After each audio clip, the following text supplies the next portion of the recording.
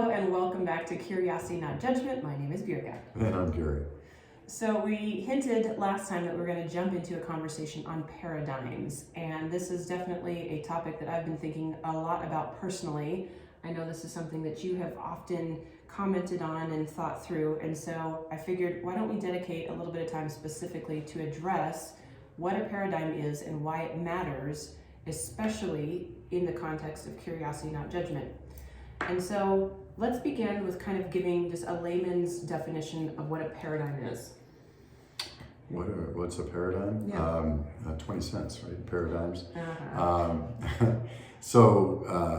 Covey does a great job of paradigms in his book, 7 Habits of Highly Effective People, but he basically calls it a mental map. This is how the world should work. And he uses a very good illustration where he talks about you're heading to Chicago, and you're going to have this great time in Chicago. It's going to lead up to a business meeting. You got a couple of days ahead of time. You're going to really kind of get to know the city, get to know your client, and you get off the bus or the plane, and you start looking around. And the problem is you had bought a map, but the map says Chicago, but it's really a map of New York. And so you start trying to find the streets, and nothing's working, and it says Chicago. So the problem is you've got a wrong mental map. So you're not going to be able to make any progress or get anywhere you want to go because you've got a wrong mental map of the situation. You can have a good map or a bad map, but your paradigm is your mental map around a given situation. I like that. I was listening to a podcast that was explaining some ways that we can have a paradigm that is false from the beginning without our even realizing it. And for example, if you're reading a book and you imagine that book is a resource material, much like an encyclopedia or a dictionary, but it's a novel or it's something else altogether, you're going to be off from the very beginning because your paradigm is very contrary to the intention of the author of that book and what they were trying to communicate. And so as we're talking about our interactions with people, we may be operating in a particular paradigm, they're operating in an entirely different one, and that is where we're going to have the clash of the judgments, right?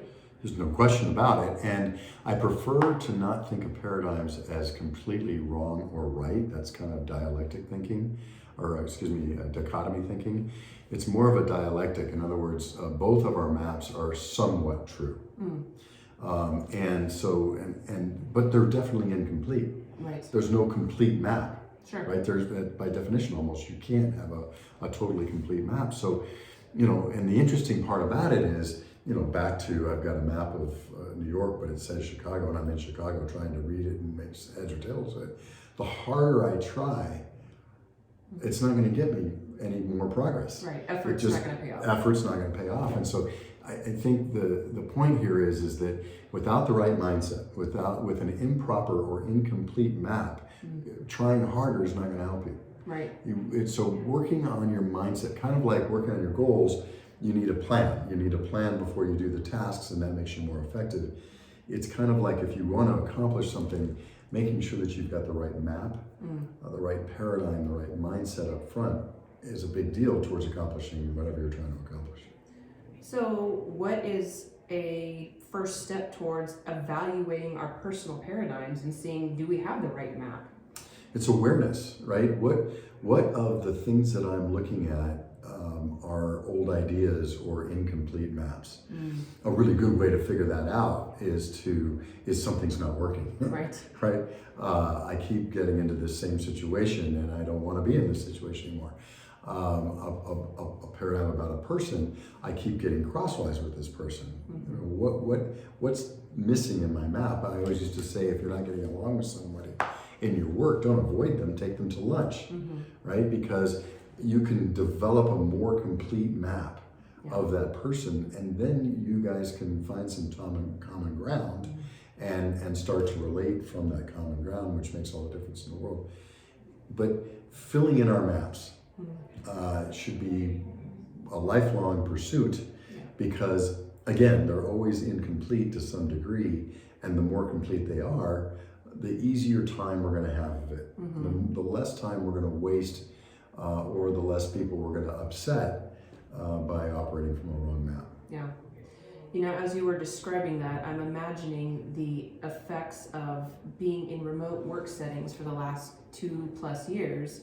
And if your initial interaction with somebody is by text or email, and you have perceived a negative tone, your paradigm has now been set that that person is a problem person, they're a, fill in the blank kind of a person. And so every interaction that you have with them after that, you are seeing through the lens of that paradigm.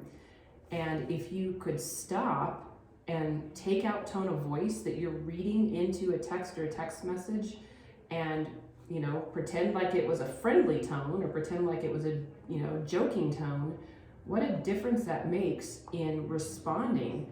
But if you from the get-go assume that it's a kind of a nasty tone or a harsh, critical tone, that relationship is soured from the beginning. That's right, and it takes a lot and when you're reading texts or emails, a good practice is to imagine the person smiling and laughing when you're reading it, because as I've said before, texts are the worst form of communication in the world, followed closely by emails.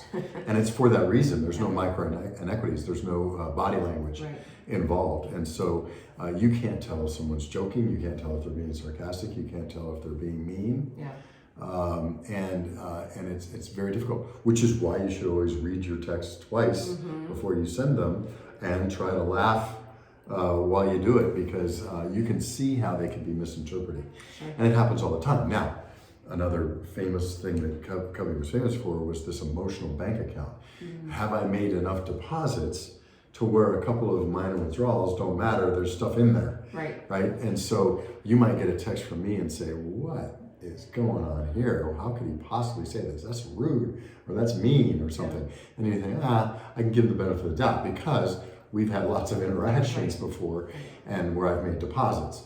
If you have not made a deposit, or you've started out with a withdrawal, which is what you're saying, with on a Zoom call with tone or voice, very difficult to start making that into a virtuous cycle.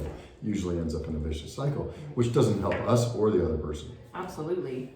So then shifting paradigms, shifting our map, making sure we have the right map, that really then has to be the concentration of what we get to in terms of, developing ourselves and developing relationship with others.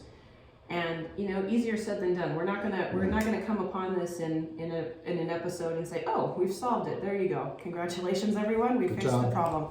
I think it is a process. It's a step-by-step of increased awareness, behavior changes, etc.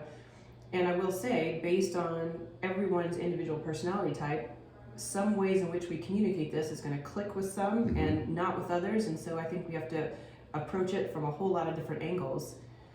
I've got this mental image in my head from something else that I had heard recently that really was an impact to me, and I learned through story. That's how I best receive and give out information, is through stories. And so this is why it resonates with me. You're much more analytical, right? You've got the engineer brain, and so we communicate very differently. But I had heard something say, or someone say recently, there's a whole lot of difference between drinking a glass of water and being immersed in the ocean. Assuming the ocean were drinkable, it's the same substance. And I know we've got salt and non-salt, but go with the analogy for a minute. To take a glass of water and to have it be inside of you versus you being inside of the water are vastly different things. And so that's kind of where almost I picture us coming from in this conversation is, there's some truths that we're drinking down and it's hydrating, but the real change doesn't happen until you get immersed. Interesting. Yeah, and so heretofore, we've kind of been talking about paradigms, and I may have given the impression that they're either right or wrong, or they're incomplete, and that's a problem. There are paradigms that you can do a shift on that are just different. Sure. A different way to see something that is useful or helpful is always a good thing. My favorite example of that is the story of Tiny. Tiny is in a small town, and he's called Tiny, but he's 475 pounds. And And so all of a sudden he drops down to 250 over a period of time. And the local little newspaper reporter comes up and says, "So Tiny, how'd you do it? Was it South Beach? Was it Atkins?" He goes, "This is none of that." He says, she says, "Well, what happened? How did you do it?" And he says, "Well, my son needed a kidney. I was the only perfect match, and they wouldn't operate on me until I got to 250 or 250 pounds or less." And it's like, boom, right? So sometimes a paradigm shift happens, boom, that quickly.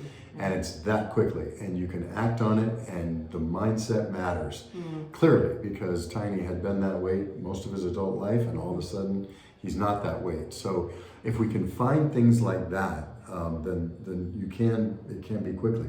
Others are very slow.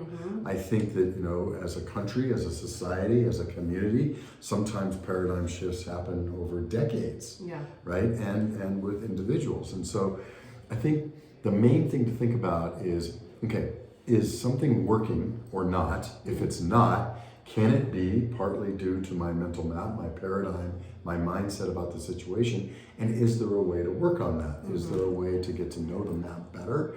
Is there a way to find out what's wrong with my map? Is there a process that I can do to do that? And sometimes it's quickly, sometimes it's slowly.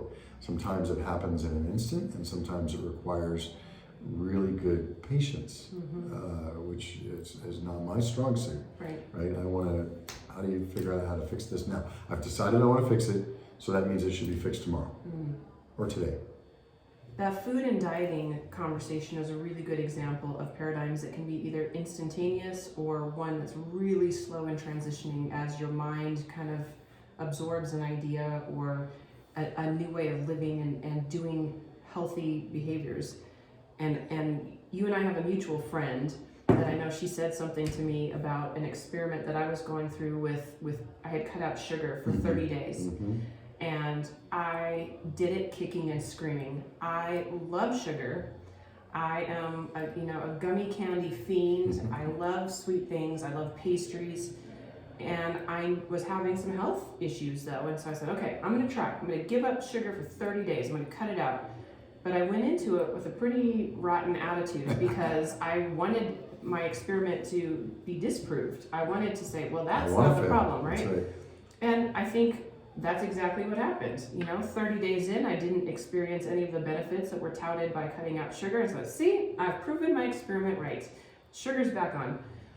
And that experiment was 6 months ago or whatever, a year ago. And now I'm continuing to suffer with really crashing energy in the afternoons and not sleeping great at night and all these different things. And as our bodies age, we get more and more susceptible to any kind of stimulants, caffeine, sugar, etc. And so now it's 1 degree of shift in my brain. I'm like, maybe there is something there after all. But I haven't had the instantaneous paradigm shift yet. I'm still working on it. And I will say there's one activity in the future that is my that's keeping me from embracing this idea. Is we've been trying to go to France, my husband and I, for an anniversary trip for 3 years now, and COVID, messed it all up.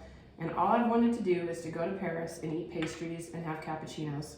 And I think to myself, if I don't have sugar, what's the point of going to Paris? And I know that sounds ridiculous, but I'm stuck in that paradigm. I am stuck in that paradigm.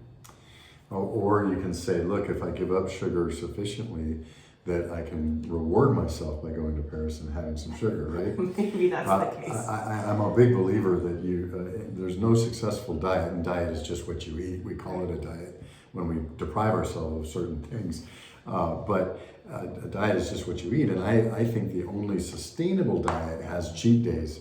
So you're going to have a cheat couple of weeks when you go to Paris, and look, if we know something is harmful to us, then whether we do it quickly or slowly, it's probably a good idea to work on that paradigm, that mindset, to see if we can do it. Now, you could argue whether something is good or bad for us, and science waffles every once in a while from coffee to aspirin to whatever. But I would say that if you have decided in your reflection time that something is harmful, then it would behoove you and those around you to figure out how to develop a paradigm shift to get rid of that, because it will take a paradigm shift. Oh, for You sure. can't do it through willpower. We talk about willpower like you either have it or you don't, or people are good at it or they're not, almost like a discipline or something that you can develop. And anytime someone says they're going to use willpower to do something, I predict failure. Their willpower, I've never really heard, and if you listen to people's stories, which I know you like to, and I do too, by the way, if you listen to people and they start talking about willpower, it's usually not a good story. Right. I'd much rather have a mind shift. I'd rather have a paradigm shift, and then the rest will just resolve like tiny. And I think that's really the key to change, is to develop that paradigm shift. Yeah. That instantly makes me think of an example. I'm not going to share the story because it's someone else's story that's private, but there was a particular book that was an aha moment in creating a paradigm shift in a way of thinking. And yet that very same book in somebody else's hands did not produce that same aha moment. Sure. And so despite the fact that the information was consistent, identical in both cases, it was the same book being read by two different people. For one person, the timing was right to have a paradigm shift. For the other person, it wasn't right. We are all on our own individual journeys. Yeah. And when the student is ready, the teacher appears, Yeah. right? I mean, this is one of my favorite sayings, and I hadn't thought of it for years until you just said that. And I can tell you that I know in my experience that is absolutely true. Yeah. And it's not just a book, it's life. Sure. One person just two people can experience the exact same thing and have wildly different results and outcomes. And it has to do with the thing and the interpretation of the thing. Mm-hmm. And the interpretation of the thing depends on the person and where they are in their journey. And so it makes sense once you have that paradigm, once you have that map, that two people would perceive the same thing vastly differently. Yeah. So there are very specific personality types, and I know some people struggle with being more pessimistic, some are just naturally more optimistic. And that is, and we've talked about this before, but that lens through which you view life also drastically impacts the way that you're viewing a particular paradigm. Mm-hmm. And so again, I think this is maybe the same thing said in a slightly different way. You know, we've both been given a map, and if I look at it through my pessimistic lens and you through your optimistic lens, I'm not going to have the same degree of revelation or change because my mind has not yet gotten to a point where it's willing to consider this is a positive.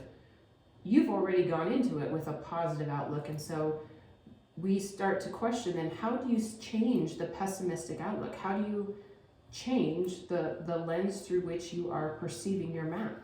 It's a great question. I would say this though, how many times have you heard someone say, just like you did with your sugar experiment, I did it, but I set out to prove it wrong. Right. Or I heard something and so I said, I don't think it's optimistic versus pessimistic that does it. I think it's more of a stuck versus movement. You know, people talk about entrepreneurism and they forget that the root of the word is not start a business. The root of the word is to take action. Oh, for entrepreneur. For entrepreneur. Yeah, okay. And so, to me, whether it's pessimistic or optimistic, take action, right? Do your research. How many times have we just talked in the last few minutes about a book or something that happened, a conversation, something that happened that caused a paradigm shift? I guarantee you're not going to get a paradigm shift sitting on your couch watching old reruns of Laverne and Shirley. Probably not. And so I think part of it is taking the action. And you might say, well, a pessimistic person might not take the action. An optimistic person thinks there's something there, and so they're more motivated to do it. I'm saying, no, it doesn't matter if you're optimistic or pessimistic. Take action, because that action will either prove or disprove. Now, if you're a pure scientist and you put out an hypothesis and you really look at the data objectively, which is very difficult for a human being to do, but if you do that, it doesn't matter if you're a pessimist or an optimist. If you consider yourself a scientist that is after improving this situation, and you come with your hypothesis, whether it's negative or positive, in the pure way that you're supposed to do that process, doesn't matter. Well, so let's now get back to the language of curiosity, not judgment. And you said stuck versus, what did you say was the other side? Taking action. There's probably better language for that, but stuck versus unstuck. Well, so then, I mean, would you equate stuck to judgment and action to curiosity? Because those two things are almost aligned in my head. I would agree with you because, there's nothing like the, what's it called? The contempt prior to investigation. I don't know that phrase. Contempt prior to, it's the definition of prejudice, right? Is contempt prior to investigation. And so if we're stuck in that, no argument in the world is going to work, right? So I think the act of being curious is the act of intentionally growing, or intentional growth, or intentional truth seeking. I think there's a lot of people right now who are seeking truth, whether they are calling it that or not.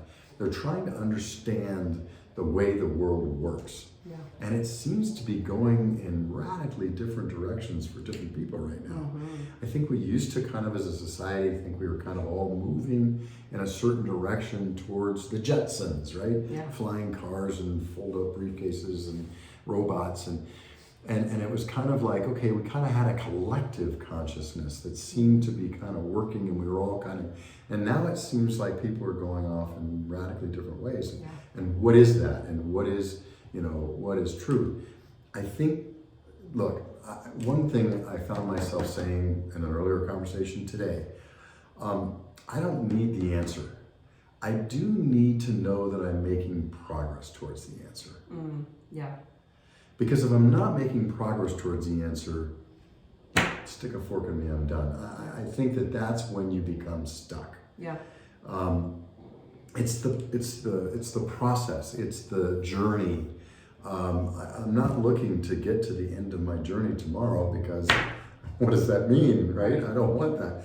I want the journey to continue. And I think curiosity is a much more peaceful and calm way to take the journey than to get stuck and to have people try to drag you along the journey. I don't think you get a choice on whether to take the journey. I think how you take the journey is the choice. Well, that may be a good place to wrap up kind of our paradigm discussion just for the time being. But again, I'm reminded of something that you had shared an episode or two ago about the jet ski. How the jet ski, doesn't have it can't turn unless you can't turn unless you are actively engaged in, the throttle is on and you're going forward, and you cannot shift direction. And I'm also envisioning, a vehicle stuck in the mud and the tires are spinning and spinning and spinning, and you're going to be stuck there unless you try something different. That's right. And so to be curious about, okay, can I, bring in new elements? Can we add branches? Is there something in my trunk I can use? Is there some environmental something around me where I can introduce to the equation? Pushing on the gas is not going to help. So even though there's a desire to move forward, there needs to be a curiosity about how do I approach this differently to get out of the stuck that I'm in. Exactly right. And stuck is probably the basis and the foundation for sadness and not feeling, and lack of hope. Put it that way. Lack of hope. And I think when hope is diminished or destroyed, I think that's the real bad thing, the real crime that happens in someone's life. And I think the best way to develop hope is to proceed and take some action. Even if it's ill-advised, even if it's the wrong action. Entrepreneurs, one of the creeds in starting up businesses is failing fast, right? Find out what's not going to work. That's what Thomas Edison did to invent the light bulb. And it's lots of little mistakes, no fatal errors. The only fatal error is to stop. So maybe a good concluding thought is, if you find yourself stuck and you don't have the capacity within yourself to get unstuck, reach out. Reach out. Ask for help. Reach out to a friend. That's right. Get that lifeline from somebody else that can help introduce a new element into your stuck and help propel you forward. So As always, we appreciate your time and attention. We want to always direct you back to the website, curiositynotjudgment.com. At the bottom of the page, there's an opportunity to contact us right there. You can, of course, if you're watching this on YouTube, you can leave a comment in the thread. If you're seeing this on another medium, of course, we just welcome you to communicate in whatever way works best for you, but we'd love to hear from you. And again, that simple address would just be curiositynotjudgment.com, and we will see you next time. Take care.